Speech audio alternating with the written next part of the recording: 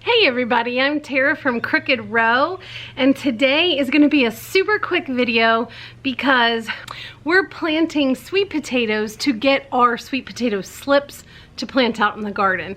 Now I am a little bit late this year. I usually start this at the end of March. It is now like, I don't know, the third week in April, so I'm a bit late. But I'm gonna go ahead and show you how extremely fast and easy this is. I have tried the water method where you take toothpicks and you put the potato halfway down into water and then it'll sprouts on the top. I hated that method. One of the reasons why I hated that method is because the water starts to smell, you have to dump it, there's just a lot involved.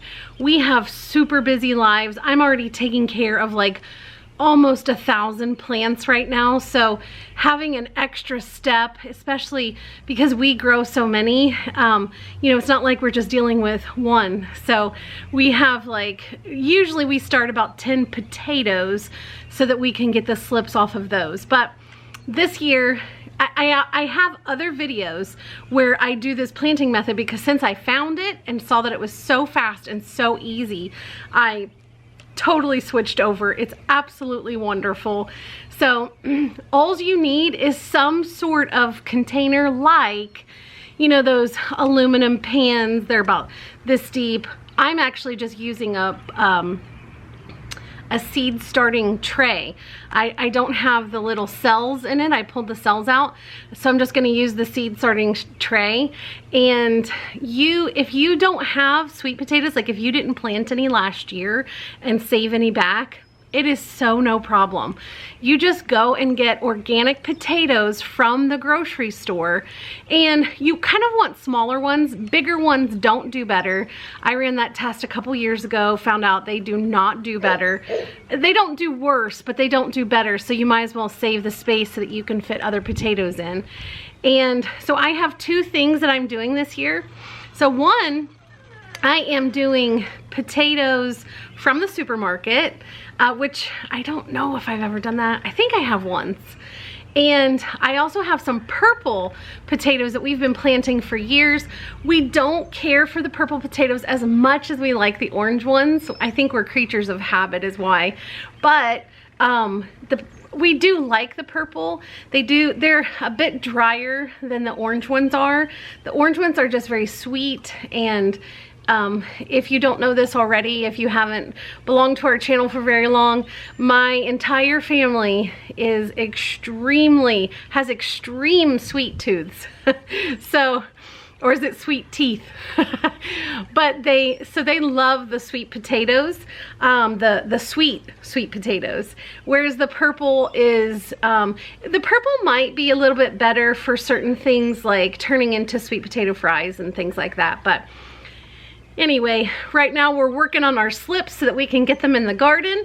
So I'm gonna take you over to do that and show you how extremely quick and easy this is. I also wanted to point out my little cute flower that Jed wanted me to wear in my hair. So it is definitely dandelion season, and I get several of these a day. They smell sweet and they look cute. So anyway, let's go get started with our sweet potatoes. Okay, so here we have my tray that I had actually used for other plants, and this is just seed starting mix. You can use potting soil, especially, I know this is gonna sound funny, but if it's a bad potting soil, because sweet potatoes do not require a bunch of nutrients in their soil, but especially for this, because all it needs is to have this wet or, you know, moisturized medium. So you could put this, so this is, I mean, seed starting compound is a soilless compound. So you could use peat moss, you could use potting soil. I've had people write to us and tell us that they actually just stuck theirs in their raised beds in the garden and they produced slips for them. I have never done that one, so I can't tell you if it works or not, but I have had people tell me that they've done it.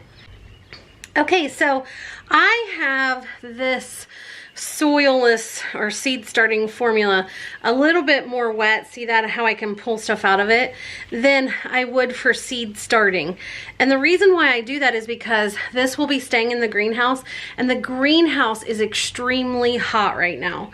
So it will lose its moisture really, really quickly. If you're putting yours inside the house under lights, don't have it this wet or else your potatoes will mold. But this is how easy this is. So these are already sprouting.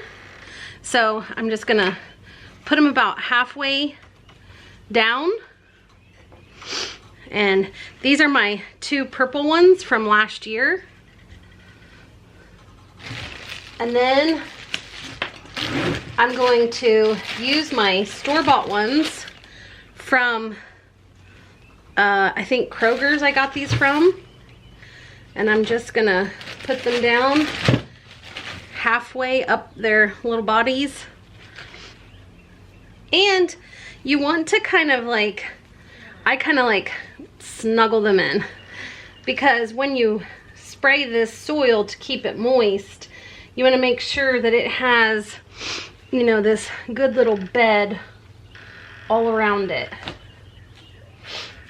So here we have 1, 2, 3, 4, 5, 6, 7, 8.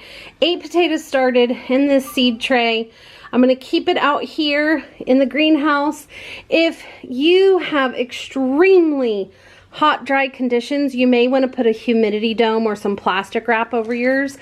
I never have, so there's nothing wrong with that though. It just traps in some of the heat. But again, that's why I wetted mine pretty good, but it's not sopping.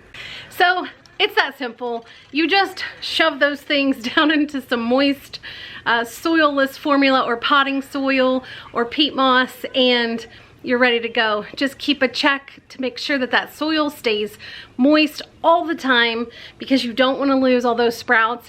And listen, if you can't do this, there are plenty of places all around you, big box stores. We have a little place that's like 20 miles from us that has slips every year, and they're like $1 a piece.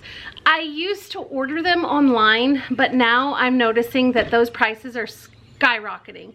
And so I used to be able to get them about 50 cents a piece online, and now they're $2.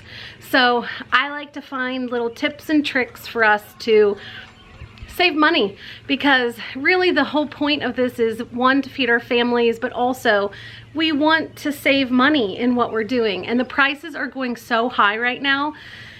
It's just worth it.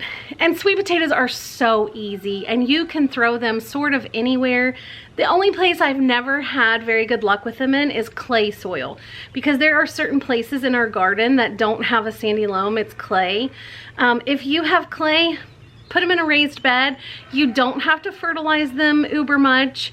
You do want to keep them well watered. But other than watering, like, this is one of the best survival crops I've ever seen. And not that we're all in survival mode, but it is it's just a happy plant.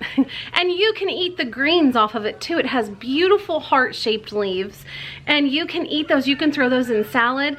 You do have to get used to the texture a little bit. I did, because there's a slight like succulent feel to it. It's very slight. But other than that, they can also be clipped off and used in stir fries and different casseroles and things like that. But it's just another great thing from the sweet potato. You don't just have the tubers. Actually, I don't think those are tubers. I don't know. Okay, but it's that fast to just put them down in some soilless material that's moist, and just keep an eye on the moisture. I hope that you try this. It's super, super easy. It's too easy. And it's a lot cheaper than buying them. If you're gonna plant even 20 plants, $20 is way more than what I just spent. So I think I spent $10 on everything. So too easy. And remember, if I can start my sweet potato slips, anybody can. Thanks. Bye.